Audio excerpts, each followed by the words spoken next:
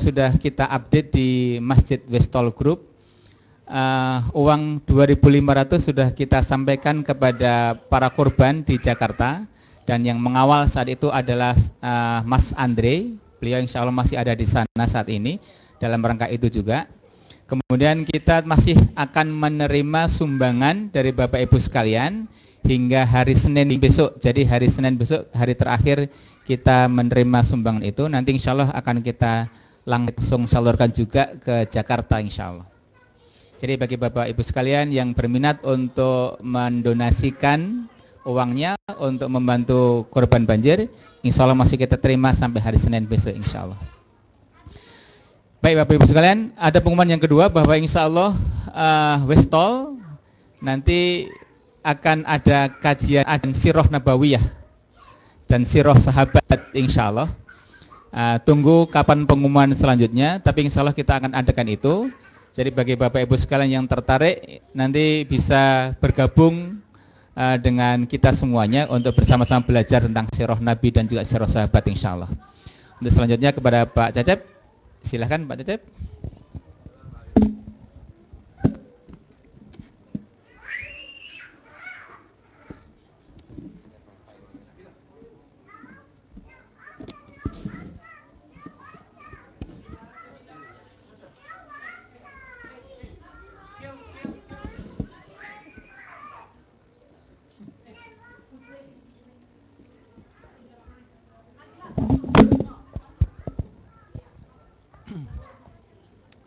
Assalamualaikum warahmatullahi wabarakatuh. Alhamdulillah rabbil alamin, wassalatu wassalamu ala asyrafil anbiya'i wal mursalin wa ala alihi wa ashabihi ajma'in, amma ba'du. Alhamdulillah kita berkumpul kembali bersama-sama saling mengingatkan karena Quran adalah sebagai pengingat yang terbaik bagi kita. Wa dzakir bil Qur'ani may yakhafu wa'id, kata Allah.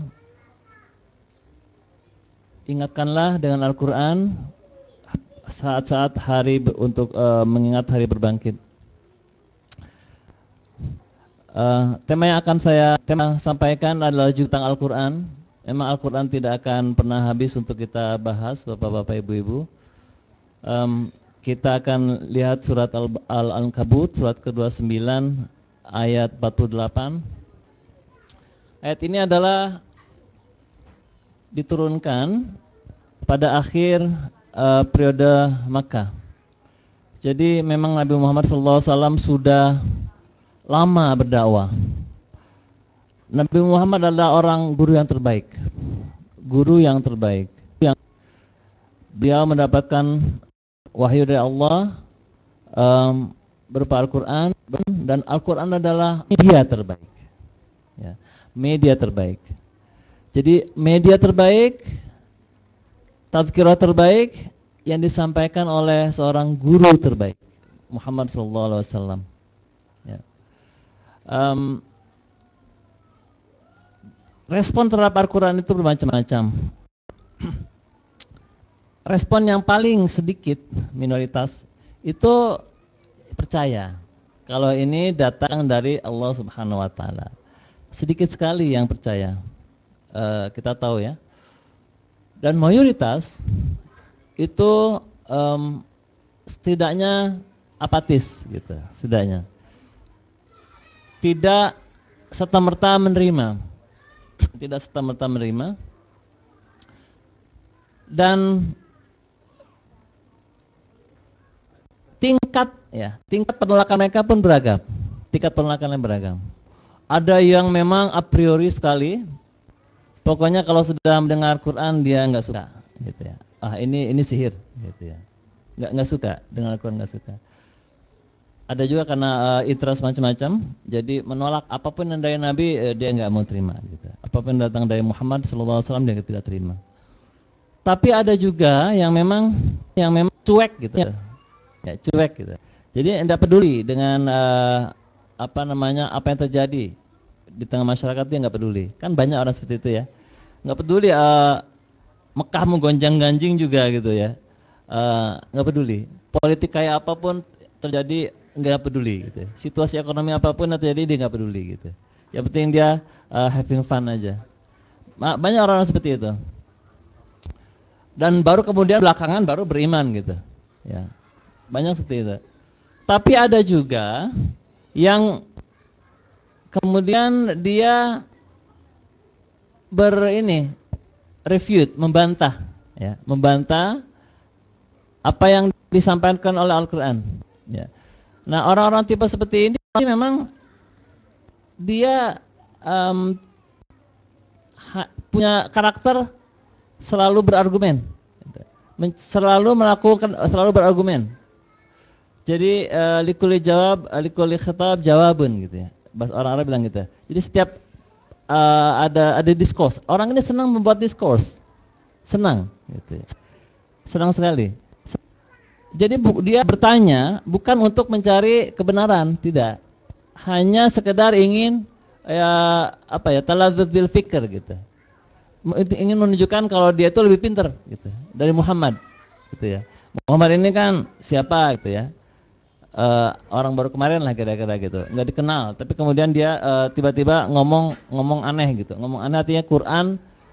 Karena orang gini, Quran itu memang sangat luar biasa. Bagi orang Arab sendiri sangat luar biasa. Karena dia bukan bahasa Arab seperti yang biasa diucapkan oleh orang Arab, gitu ya. Jadi mereka pikir, ini must be from somewhere else gitu. Ini pasti bukan Muhammad pasti nyontek gitu kira-kira ya. Gitu kira-kira. Muhammad ini pasti nyontek nih gitu. Karena nggak mungkin, saya nggak pernah dengar Muhammad SAW, mereka nggak nyebut SAW. Saya nggak pernah mendengar orang ini sebelumnya ngomong seperti ini gitu. Kok tiba-tiba dia kayak begini ngomongnya gitu ya. Jadi mereka ingin merefute aja, mereka ingin membantah aja. Nah, kalau periode-periode awal itu Nabi Muhammad dikira majnun gitu ya, orang gila yang kesurupan gitu. Dia possessed by jin. Lalu ada juga yang bilang Nabi Muhammad itu penyair. Ada juga yang bilang Nabi Muhammad tukang sihir ya. Karena memang efek Quran itu memang seperti sihir bagi orang Arab saat itu, seperti sihir. Orang amazed, terpana kalau mendengar Nabi Muhammad membacakan ayat Allah itu, terpana dia. Dari mana nih gitu? Kok indah sekali gitu, kok bagus sekali gitu. Nah, itu kemudian sudah dijawab oleh Allah. Dan sekarang ada lagi bantahan dari mereka adalah Allah kemudian selain Allah menyitir apa yang mereka bantah, Allah kemudian juga membantahnya gitu ya. Jadi Allah kembali merefute, membantah. Allah bilang wa ma kunta tatlu min qablihi min kitab wa la takhutuhu bi yaminik gitu. Artinya Al-Ankabut ayat 48. Artinya tidak, sekali-kali tidak. Wama di sini adalah refutation, ar-rad ya. Bukan tidak, tapi semacam membantah. Ya, bala gitu. Bukan bala, kalla semacam sekali-kali tidak gitu. Jadi no gitu. Bukan. Nabi Muhammad tidak pernah membaca kitab sebelumnya. Nah gitu ya. Nabi Muhammad belum pernah membaca kitab sebelumnya. Artinya di sini orang-orang kafir Mekah pada saat itu mereka mengira Nabi Muhammad menyontek dari Taurat dan Injil. Karena memang pesan-pesannya mirip, sama karena semua datang dari Allah gitu ya. Dan sampai sekarang masih ada itu orang-orang yang terutama di barat ya, kalau kajian Quran itu pasti di sana disebutkan, pasti itu ada bahwa what Muhammad borrow from Injil, what Muhammad borrow from Taurat gitu. Jadi mereka tesis sekarang tuh orang-orang barat itu Nabi Muhammad itu nyontek gitu. Nyontek dari sana sini, dan itu mereka buktikan secara akademis. Ini ada di Taurat kayak ini ungkapan ini, di Injil kayak gini. Nabi Muhammad itu ya sebetulnya hanya nyontek sana sini gitu. Nyontek sana sini gitu. Nah, Allah bilang tidak katanya. Nabi Muhammad itu enggak baca buku-buku kayak gitu, enggak baca buku-buku kitab-kitab sebelumnya. Kemudian wala takhutuhu biyaminik, dan Nabi pun tidak menulis dengan tangannya. Artinya tidak, bukan Nabi Muhammad enggak menulis sendiri itu. Ya, takhutu itu artinya merevisi berulang-ulang gitu. Seperti kita kalau bikin draft tesis atau disertasi kan berulang-ulang. Ada yang dibuang katanya, diganti lagi gitulah. Phrase, refresh terus, nah kayak gitu. Jadi mereka berpikir Nabi Muhammad itu ketika mau mengucapkan ayat Quran itu hari-hari sebelumnya itu sudah siap gitu loh dengan apa yang mau diomongin gitu kira-kira. Ya, sudah siap. Jadi ditata dengan rapi kosakata itu, ya. Lalu kemudian dia bacakan di tengah-tengah orang. Sehingga orang pikir, wah, pantesan jadi bagus kayak gitu. Kira-kira gitulah. Jadi artinya apa? Orang-orang Arab sendiri sebetulnya amazed dengan apa yang diucapkan Muhammad SAW. Mereka tahu itu bukan dari Nabi. Ini nggak mungkin ini, gitu ya. Ini nggak mungkin dari Muhammad. Pasti ada sumber lain nih, gitu kira-kira. Ya. Makanya ada yang bilang, oh ini pasti dibaca dari kitab sebelumnya. Atau Muhammad ini mau betul-betul takhatta, betul-betul mendraftnya sedemikian cantik sehingga kemudian jadi bagus nih. Gitu. Kira-kira kayak gitu. Wala takhutuhu biyaminik. Kemudian idzal lartabal mubtilun. Sebetulnya di sini Allah kemudian bilang justru orang-orang yang membantah itu juga sebetulnya ragu-ragu juga gitu. Ragu juga terhadap apa yang dia bantah. Gitu. Karena sudah jelas Muhammad tidak membaca kitab sebelumnya, juga enggak ada guru kan, enggak ada gurunya. Dan juga Nabi Muhammad memang tidak bisa baca tulis gitu. Itu sudah jelas. Artinya kalian sendiri tahu siapa Muhammad gitu ya. Siapa Muhammad? Bahwa Muhammad itu bukanlah orang yang pandai baca tulis, ummi. Nah, seperti itu. Kemudian bal huwa ayatum bayyinatum fi suduril ladzina utul ilm. Nah, jadi Al-Quran itu ya ayat yang jelas, yang bayyinah, yang sudah sangat solid gitu ya, yang ada dalam hati-hati orang beriman. Wa may yajadu bi ayatina illa zalimun. Nah, yang suka membantah-bantah ayat Allah itu tidak lain adalah orang-orang yang zalim gitu. Jadi artinya kalau kita masih meragukan ayat-ayat Allah Subhanahu wa taala, bahkan kemudian melakukan kontekstualisasi kayak gitu ya. Ada orang memang yang bilang ada ayat-ayat tertentu yang enggak relevan gitu. Ya, terutama di dunia akademisi, ini enggak relevan nih gitu.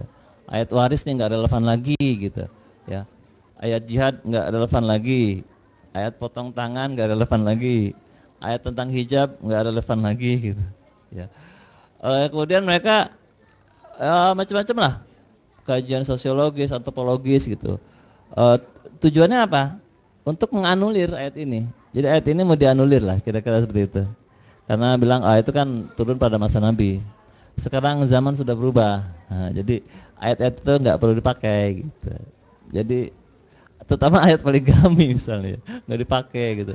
Ini sudah bertentangan misalnya dengan HAM kayak gitu. Jadi HAM lebih tinggi jadinya. HAM lebih tinggi, hukum pidana lebih tinggi. Nah itu kebalik. Nah itu wa may yajadu bi ayatina illa zalimun. Yang suka membantah ayat-ayat Allah itu dianggap orang-orang yang zalim. Nah kemudian ayat selanjutnya ayat 50, wa qalu laula unzila alai ayatum mir rabbih. Ya, nah itu. Nah ini ada lagi yang ketiga. Ya, yang ketiga ini mereka bilang, tadi yang pertama katanya katanya Muhammad itu nyontek dari kitab sebelumnya. Kedua, Muhammad sallallahu alaihi wasallam dia menulis semacam draftnya berulang-ulang, kata per kata dia susun sedemikian rupa sehingga keluar jadi bagus gitu, luar biasa gitu. Wah kalau tesis kita kayak gitu ya, mantap gitu kan. bisa sampai Al-Quran gitu. Karena itu berulang-ulang jadi bagus gitu. Kemudian ini ada satu lagi, katanya begini, oke lah katanya, saya baru percaya kalau engkau wahai Muhammad adalah utusan Allah, dapat Quran dari Allah, itu kalau ada ayat turun kepada kami. Ayat itu artinya di sini maksudnya mukjizat, kayak ayat yang diturunkan ke Musa gitu ya, Musa, Ibrahim dan sebagainya tuh, Soleh gitu. Jadi kira-kira gini, kalau engkau betul-betul sebagai nabi, aku minta bukti. Kalau omongan doang cukuplah gitu kira-kira ya.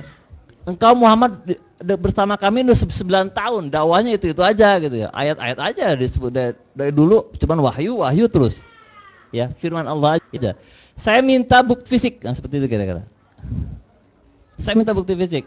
Enggak percaya kalau cuma dengar gitu. Nggak percaya kalau cuma kosakata gitu dengar dari kamu, saya nggak percaya. Saya butuh yang real, yang nampak. Kira-kira begitu. Jadi permintaannya macam-macam. Kira-kira umpamanya aku minta Gunung Uhud jadi emas, baru saya percaya deh gitu. Kalau Gunung Uhud itu jadi emas tuh katanya, saya akan percaya. Saya lakukan apapun yang kamu suruh saya kerjakan, kira-kira gitu. Asal ada gunung emas. Kalau nggak ciptakanlah danau, kira-kira kayak gitu. Kalau itu terjadi, terbukti, saya kasih. Saya baru percaya. Kira-kira kayak gitu. Wa qalu laula unzila alaihi ayatun min rabbih. Minta pada Tuhan engkau untuk mewujudkan permintaan kami, kira-kira. Ada lagi yang minta gimana kalau engkau Muhammad membangkitkan leluhur kami yang sudah mati, katanya. Lalu mereka mengumpulkan kami, lalu mereka bilang, leluhur itu bilang bahwa Muhammad benar.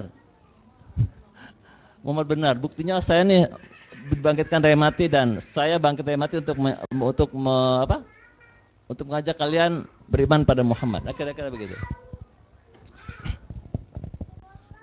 Bahkan orang Yahudi sendiri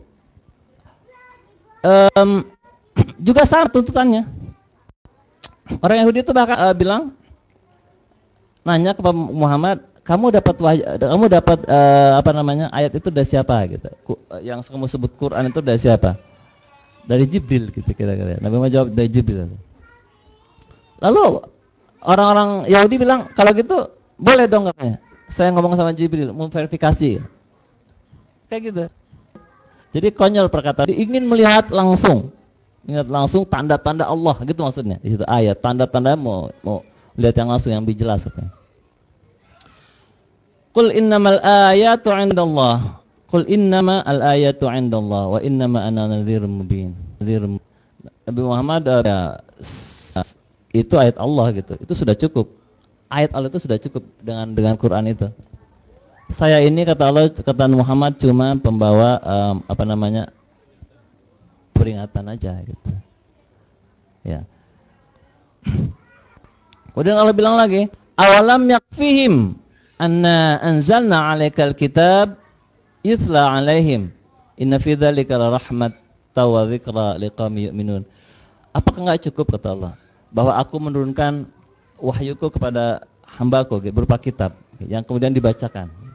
Jadi artinya apa? Sebetulnya Quran itu sudah cukup gitu lah. Sudah cukup. Apalagi bukti yang lebih kuat dari itu? Apalagi gitu. Cukup. Karena Allah bicara pada manusia yang intelijen. Sebetulnya kan intelijen sudah cukup. Manusia itu sudah bisa mencerna kosakata Allah itu sudah cukup. Karena kita manusia intelijen, bisa memahami kosakata. Tidak perlu yang tampak gitu. Tidak perlu yang tampak. Sudah paham mestinya kalian sudah paham gitu, sudah paham. Nggak perlu sebetulnya kata Allah, nggak perlu kita tuh melihat Nabi Muhammad bisa terbang umpamanya untuk menunjukkan kalau itu betul-betul Nabi, nggak perlu. Itu hanya digunakan biasanya mukjizat-mukjizat yang tampak itu untuk umat-umat sebelum Muhammad, karena beda mungkin ya, tingkat intelijennya beda. Baru percaya kalau seeing is believing, kira-kira gitu. Kalau yang tampak baru percaya. Gitu. Dan itu tuntutan orang-orang kafir yang sebetulnya memang hanya bantahan aja, karena persoalannya bukan di hati, bukan di intelijen, di hati. Mereka intelijen tapi hatinya tertutup. Jadi sebetulnya kalau kita membaca Quran itu selain bisa kita pahami dengan akal, itu bisa juga menyerap ke dalam hati. Gitu. Ya. Kalau kita membaca Al-Quran, kita akan semakin yakin kalau itu betul-betul datang dari Allah, betul-betul datang dari Allah. Ya. Jadi kenyataan bahwa orang-orang kafir itu menganggap itu bukan dari Muhammad, itu sebetulnya sudah separuh kebenaran, bahwa Quran memang bukan buatan Muhammad. Cuman bedanya separuhnya lagi, mereka bilang itu datang dari ahli kitab. Itu Nabi Muhammad mengarang sendiri, ya. Sementara karena itu bukan perkataan manusia biasa, pasti datangnya dari Allah, gitu ya. Pasti datangnya dari Allah. Nah, kalau manusia intelijen seperti kita, ya, itu masih membutuhkan sesuatu yang tampak untuk bisa percaya, ya, itu sebetulnya kita sudah insulting ourselves, gitu. Sudah merendahkan derajat kita seperti animal, seperti binatang. Karena binatang itu baru dia yakin setelah melihat yang tampak. Dia nggak bisa mencerna perkataan, itu binatang. Umpamanya ada radio ada mana umpamanya bahwa nanti besok itu cuaca 41 derajat gitu. Pengumuman radio kan biasa-biasa gitu. 41 derajat gitu. Kira-kira kita yakin nggak? Yakin, apalagi kalau itu datangnya dari sumber yang otoritatif, ya, dari pemerintah atau dari pemerintah atau radio dari itu ya, forecaster gitu. Kita yakin itu sudah bisa dipastikan benar gitu berita itu. Nah, atau misalnya di sini kita sedang di building, gitu, di kampus atau di perpustakaan atau di mall, kemudian mereka bilang kita harus segera keluar dari ruangan karena ada kebakaran, gitu ya. Emergency, we should go out the building, gitu. Ya, pengumuman kayak gitu. Karena itu diomongin oleh orang punya otoritatif, ya. Misalnya petugas di situ, kita pasti akan keluar. Pasti kita akan keluar. Artinya kita percaya. Jadi orang intelijen, ya, punya berpikiran cerdas, pasti dia akan keluar, gitu. Nggak perlu terlalu banyak. Saya nggak ngeliat apinya kok, saya belum mencium asap kok, nggak perlu begitu. Gitu. Nah, tapi kalau binatang nggak gitu. Tidak mungkin dia akan keluar. Dia kalau ngeliat api baru dia keluar. Gitu. Nah, sehingga Allah memang pernah bilang dalam surat Al-Baqarah ayat kalau nggak salah 171, "Matsalul ladzina kafaru kamatsalil ladzi yanaiqu bima la yasma'u illa du'a wa nidaa." Jadi perumpamaan orang kafir itu seperti seseorang yang meneriaki yang tidak bisa mendengar, kecuali hanya sekedar panggilan dan seruan. Jadi memang orang-orang kafir diumpamakan seperti binatang yang nggak mengerti, gitu, yang nggak mengerti apa yang dibicarakan, yang nggak mengerti wahyu, gitu. Orang-orang kafir kayak gitu. Sehingga wajar kalau kemudian kalau kita surat Ar-Rahman ayat 41, di sana disebutkan yu'raful mujrimuna bisimahum fayu'khadhu bin nawasi wal aqdam. Jadi pada hari akhirat nanti orang-orang kafir itu ada tandanya. Yu'raful mujrimuna bisimahum, ada tanda orang kafir, enggak tahu seperti apa tandanya. Yu'khadhu bin nawasi wal aqdam. Mereka dimasukkan ke neraka itu dengan cara apa? Dipegang kepalanya, ubun-ubunnya gitu. Lalu kaki dan tangannya juga dipegang. Jadi itu mirip seperti orang Arab. Emang ini semuanya tradisi Arab ya. Orang Arab kalau dibilang yu'khadhu bin nawasi wal aqdam, itu artinya apa? Orang sedang memanggang binatang. Gitu. yu'khadhu bin nawasi wal aqdam. Biasanya kalau orang memegang binatang itu kepalanya dipegang, tanduknya lah kira-kira. Lalu kaki dengan keempat kakinya tuh di apa tuh? Ditarik gitu, sama-sama tarik. Nah, itu kemudian dipanggang. Artinya apa?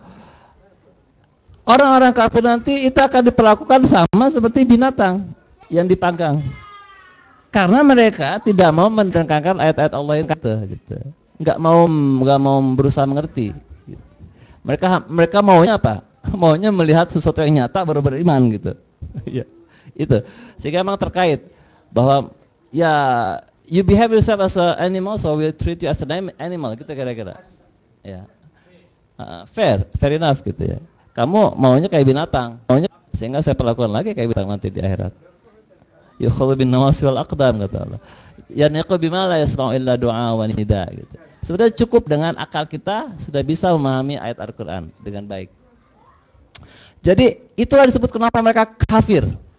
Kafir itu begitu, Bapak-bapak, Ibu-ibu. Jadi kalau sekarang orang-orang kafir itu sebetulnya enggak kafir, saya bilang enggak terlalu kafir murni ya, karena mereka enggak pernah dapat dakwah juga dari kita gitu. Nih, kalau orang kafir zaman Nabi nih ya, dia sudah dapat guru terbaik Muhammad SAW dengan bahasa yang terbaik dan bahasa yang mereka mengerti. Media paling baik itu Al-Qur'an gitu ya. Dan mereka paham sekali sebetulnya dengan seluk-beluk grammar Al-Qur'an, tapi mereka toh masih belum beriman. Gitu. Nah, itu kafir namanya. Jadi kalau sekarang kita belum berdakwah misalnya sama orang-orang non muslim gitu, kemudian kita menganggap mereka tuh kafir semua, wajib diperangi. Enggak, itu keliru. Kita bunuh aja, kita bom, enggak, keliru. Mereka belum menerima dakwah dan mereka kondisinya beda. Ya, mereka enggak paham Quran, mereka enggak dapat guru terbaik, dakwah terbaik enggak dapat gitu. Ya. Gitu. Jadi mereka sebetulnya ya tidak bisa diperlakukan sama seperti orang kafir zaman Nabi gitu. Ya. Yang kemudian harus diperangi, harus dimusnahkan, kita musuhi, enggak. Gitu. Yang dimusuhi Nabi itu kafir yang seperti itu tadi, yang sudah dapat media terbaik, sudah dapat guru terbaik, sudah dapat firman terbaik, mereka faham, tapi mereka masih juga jahil, enggak menerima, bahkan menentang. Nah, itu kafir sesungguhnya. Gitu. Yang memang kata Nabi ya diperangi gitu. Tapi kalau yang kafir seperti kita, ini kan negeri kafir gitu kan, non Muslim, Australia ya. Dianggap nggak sama kafirnya dengan mereka, itu maksud saya, poin saya gitu. Nah, jadi Al-Quran itu sebetulnya bisa kita pahami dengan intelijen kita sendiri, lalu juga bisa dengan hati. Nah, itu ya, bisa dengan hati. Artinya Quran strike both our intellect and our spirit, gitu kira-kira gitu. Ya, mind and soul, gitu kira gitu. Jadi dua yang di attack by strike by Quran itu dua, heart and mind. Ya. Luar biasa. Maksud artinya kita memang harus bertadabbur, mentadabburi Al-Quran. Afala yatadabbaruna Al-Quran walau kana min indi ghairillah lawajadu fi ikhtilafan katsira, kata Allah. Jadi kalau kita mau mendekati Al-Quran dengan intelek kita, itu bisa. Betapa banyak orang ya yang ketika membaca ayat Al-Quran dengan inteleknya dulu gitu ya, tapi harus sincere ya, harus jujur. Kalau kita sudah tidak jujur baca Quran, apalagi punya bias ya, atau punya subjektivitas gitu ya, aktif, itu sudah pendekatannya sudah keliru gitu. Tapi kalau memang ini mencari kebenaran, pasti dibukakan kebenaran. Banyak orang yang akademisi barat itu mencari Quran, udah ada prakonsepsi di kepalanya bahwa saya ingin mencari sesuatu yang janggal di Quran. Nah, itu nggak akan bisa sampai membuka hatinya. Tapi kalau kita betul-betul ingin memahami Quran, banyak yang secara jujur kemudian masuk Islam. Seperti mungkin yang saya tahu ya, misalnya yang zaman-zaman dulu tuh Maurice Bucaille gitu ya, seorang dokter Prancis. Dokter Prancis itu dia nulis Quran, Bible and Science, kira-kira itu buku sudah terjemahkan. Quran, Bible and Science. Judul bukunya itu bahasa Perancis. Ya. Jadi ceritanya dia beli ke toko buku, loakan buku ya, loakan buku. Lalu dia nemu Quran lah kira-kira gitu ya. Di antara tumpukan buku itu ada Quran. Terjemahan, kalau tadi kan nggak bisa bahasa Arab ya, terjemahan. Lalu dia baca itu. Entah gimana sampai ke ayat tentang penciptaan manusia dalam rahim gitu. Ciptaan rahim. Dia dokter, dokter kandungan. Lalu dia baca ayat itu. Di situ kan katanya proses penciptaan manusia 2 ke 8 gitu ya. Kemudian ada alaqah, mudghah, idham, summa naqsuha lahma, kayak gitu. Ada proses. Dia paham sekali. KDA kandungan itu benar. Jadi pertama alaqah dan selanjutnya gitu. Dan dia takjub. Ini apa nih? Buku apa nih? Pas ditanya-tanya, ini Quran. Oh, ini Quran gitu. Siapa yang nulis? Kira-kira gitu ya. Muhammad dari Arab gitu. Muhammad, siapa tuh Muhammad? Kira-kira gitulah. Sehingga penelusurannya betul-betul membuat dia takjub. Muhammad di Arab 14 abad lalu kok sudah tahu, kira-kira gitu. Kok sudah tahu? Padahal ini adalah ilmu pengetahuan terbaru, kira-kira. Misalnya alaqah diartikan lintah gitu ya. Jadi manusia itu memang kayak lintah awalnya. Artinya alaqah itu menempel. Alaq itu artinya menempel. Kayak zigot kali ya, menempel. Zigot kali. Kayak lintah. Jadi memang manusia itu ketika tercipta itu dia menempel di dinding rahim. Nah, kayak gitu kira-kira. Kok artinya tepat sekali menggambarkan ini. Akhirnya dia kemudian mencurahkan waktunya untuk mempelajari Quran, dan dia bandingkan Quran dengan Bible dengan pengetahuan. Ternyata di Quran itu tidak ada satupun yang dia temukan kontradiksi antara Quran, ayat Quran dengan ilmu pengetahuan. Makanya dia tulis Quran, Bible and Science gitu. Sementara dalam Bible dia temukan banyak kejanggalan, banyak ketidaksinkronan dengan ayat Quran. Nah, kalau kita mau secara elegan bisa paham bahwa ini dari Allah Subhanahu wa taala. Kemudian juga dia bisa menyentuh hati kita. Itu sudah pasti ya. Afala yatadabbaruna al-Qur'an am ala qulubin aqfaluha. Gitu. Jadi apakah kalian tidak mentadabburi Al-Qur'an atau di hati kita ada penutup? Nah, ini hati. Jadi artinya kalau kita membaca Quran kemudian kita membuka diri untuk memperoleh hidayah, insya Allah kita bisa itu mengobati hati yang ya depresi kayak gitu ya, mengobati hati yang kosong lah, yang kosong. Asal kita mau membuka diri. Kalau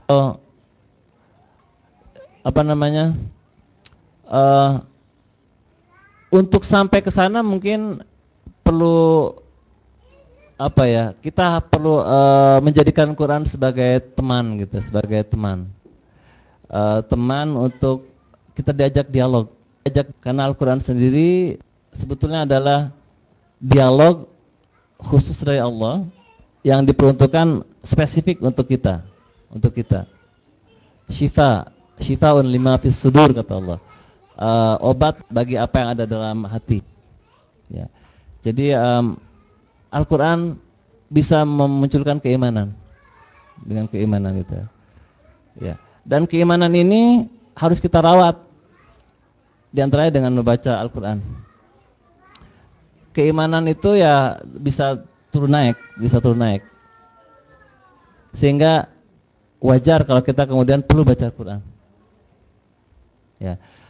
Misalnya ada dialog Ibrahim dengan Allah Subhanahu wa taala. Ibrahim alaihissalam bilang, dia bilang, arini kaifa tuhyil mauta, maut. Ya Allah, coba tolong, maksudnya bagaimana engkau membangkitkan jasad yang sudah mati, kira-kira. Arini kaifa tuhyil maut. Ya, arini kaifa tuhyil maut. Kemudian Allah bilang, awalam tu'min, apakah engkau belum beriman, belum percaya? Nah, coba lihat, bahkan manusia sekali beribrahim ya, itu masih perlu asahan keimanan. Gitu. Nah, Ibrahim kemudian jawab lagi, qalu bala walakin liyatma'inna qalbi. Enggak kok, saya sudah beriman gitu. Saya sudah tahu engkau mampu menciptakan membangkitkan jasad sudah mati. Saya tahu gitu, saya yakin. Bala walakin liyatma'inna qalbi, itu di sini. Saya hanya ingin hati saya tentram. Artinya apa? Hati ini perlu di-upgrade terus. Nah, sekarang kalau kita bicara tentang iman siapa yang paling solid? Ya iman Ibrahim, kan? Ya lagi. Ibrahim adalah contoh teladan paling baik tentang apa itu arti sebuah iman. Ya. Coba aja meletakkan inilah pisau di tenggorokan anak sendiri. Itu kan butuh iman yang super.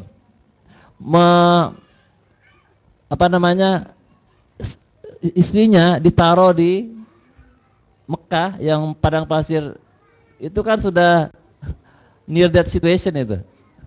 Ya. Kalau kita di bandara ketinggalan anak aja kita sudah ribut ya. Padahal itu AC banyak keamanan di situ. Ini ditinggalkan di padang pasir yang kering kerontang. Yang itu ya sudah tinggal nunggu mati aja gitu. Tapi itu butuh iman yang kuat. Ketika Ibrahim mau dibakar, lemparkan ke api, api yang dibuat oleh Namrud, dia santai-santai aja gitu. Itu butuh keimanan. Jadi memang contoh keimanan yang paling hebat itu Ibrahim. Nah, Ibrahim sendiri masih membutuhkan itu. Lihat mainnya qalbi gitu. Maksudnya apa? Biar iman saya ini tambah gitu. Kira-kira gitu. Bukannya dia mempertanyakan Allah, enggak. Bukannya bilang kepada Allah, bukannya coba saya mau lihat gimana, coba apakah kamu betul bisa membangkitkan hati? Enggak gitu pertanyaannya. Kaifa tuhil mauta? Aku nih ingin tahu gitu. Kayaknya amazed banget, luar biasa sekali engkau bisa membangkitkan. Aku mau tahu kayak apa sih engkau membangkitkan orang yang meninggal gitu kira-kira. Allah balik bertanya, awalam tu'min? Apakah belum beriman? Belum percaya itu? Enggak, bukan masalah itu. Lihat ma'inna qalbi. Supaya iman saya ini upgrade. Ya. Nah, kita tampaknya lebih sah gitu kalau ingin terus mengupgrade iman. Ya. Ya caranya diantaranya ya ini, Quran ini. Quran sebagai media untuk meningkatkan keimanan kita. Jadi setelah dari intelek kita baca Quran, kalau bisa kita masuk ke dalam hati sehingga bisa iman kita terus di-upgrade. Karena iman itu terus naik. Ya yazid wa yanqus. Itu harus ada alat untuk mempertahankan derajat keimanan. Di antaranya adalah yang paling efektif dengan membaca Al-Quran. Mungkin begitu bapak-bapak, ibu-ibu, ya. Dan juga ini sekali lagi balwa ayatum fi suduril ladzina utul ilm. Jadi Quran itu di sudur, lafis sutur gitu. Bukannya ini, Quran itu bukan ini. Ini mushaf. Ini mushaf ini.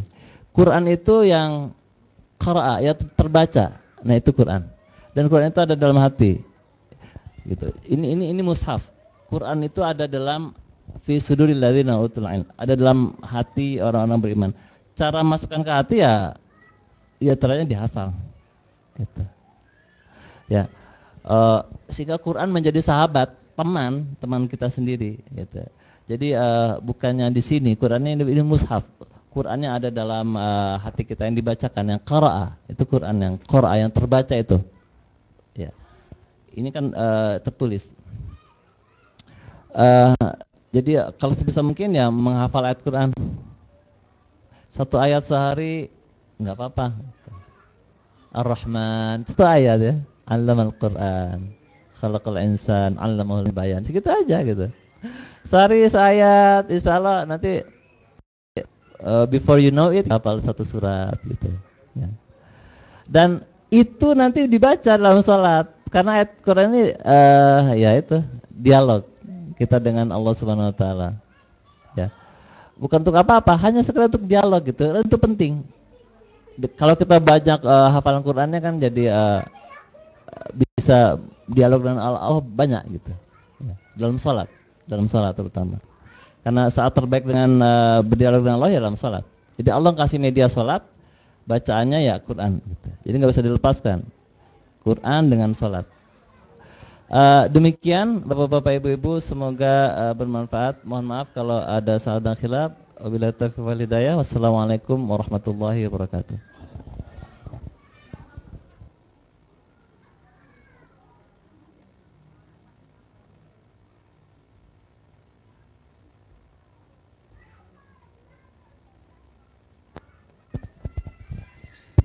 Jazakallahu khairan katsiran kepada Ustaz Cecep. Bapak Ibu sekalian, demikian materi tafsir surat Al-Ankabut ayat 48 hingga 50.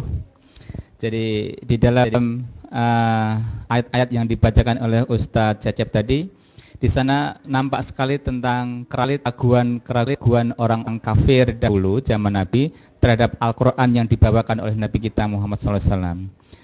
Di balik keraguan-keraguan orang kafir saat itu, ternyata ada keyakinan mereka bahwa mereka yakin ayat-ayat Al-Quran yang disampaikan oleh Nabi itu bukanlah omongan-omongan Nabi kita Muhammad SAW, tetapi pasti itu adalah ada kekuatan lain yang menyampaikan perkataan-perkataan itu.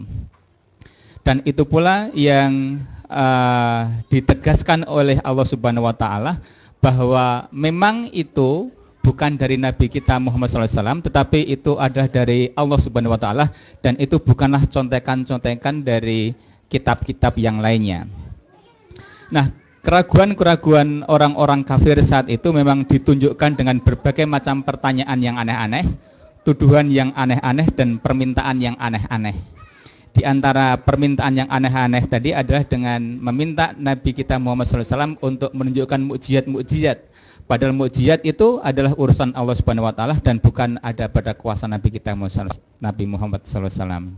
Termasuk di antaranya adalah permintaan mereka untuk berkomunikasi dengan malaikat Jibril untuk memverifikasi ayat-ayat yang disampaikan oleh Nabi kita Muhammad SAW. Di ayat 171 surat Al-Baqarah, di sana itu memang Allah Subhanahu wa Ta'ala sudah menegaskan tentang karakter orang-orang kafir, bahwa orang-orang kafir itu seperti halnya binatang piaraan atau binatang ternak, di mana mereka itu orang-orang yang tuli, orang-orang yang buta, dan orang-orang yang tidak bisa mendengarkan kebenaran-kebenaran. Baik Bapak Ibu sekalian, barangkali ada pertanyaan, maka sekarang saatnya bagi Bapak Ibu sekalian untuk menyampaikannya, dan insya Allah Ustaz Cecep akan menjelaskannya. Silahkan.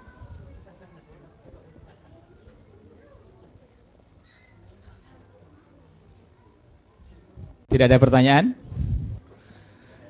Kalau tidak ada pertanyaan, ada informasi dulu sebelum kita tutup, bahwa besok hari Ahad itu ada pengajian gabungan, Sabtu, besok Sabtu pengajian gabungan di Westol jam 1 siang. Jadi kita awali dengan makan siang terlebih dahulu, kemudian sholat zuhur berjamaah, baru setelah itu pengajian oleh Ustadz Dr. Haidar Nasir. Kemudian dilanjutkan dengan dialog, insya Allah selesai sekitar asar insya Allah. Untuk itu bagi Bapak Ibu sekalian dimohon untuk menyempatkan diri untuk hadir, ikut memakmurkan pengajian besok insyaallah.